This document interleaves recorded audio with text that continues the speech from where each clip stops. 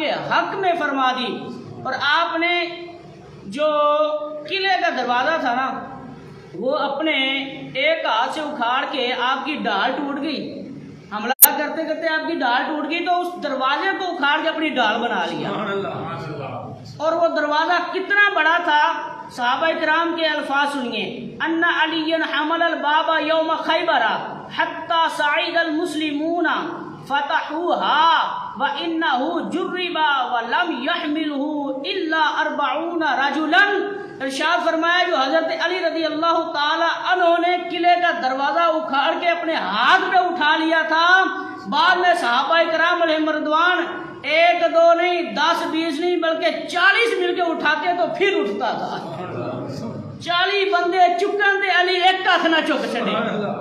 وہ ایک بندہ آیا نا تے آگے آخر لگا جی علی نو ملنا ہے، حضرت علی رضی اللہ تعالیٰ عنہ سوکھی روٹی کھا رہے ہیں، وہ بھی بڑی مشکل سے توڑ رہے ہیں۔ کہا کہ علی سے ملنا ہے، آخیا چلے علی میں ہی ہوں۔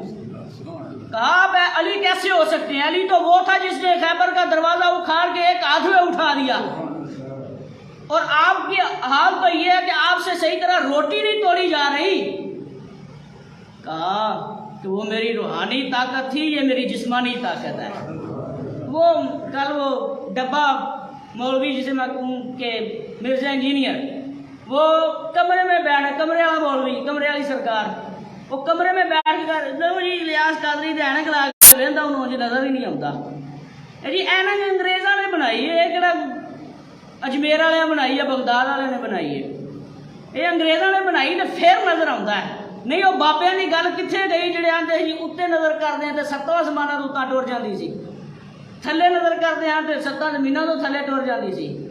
میں نے کہا یہ ان کی جسمانی طاقت تھی، اور 7 آسمان کے اوپر دیکھنا ان کی روحانی طاقت تھی۔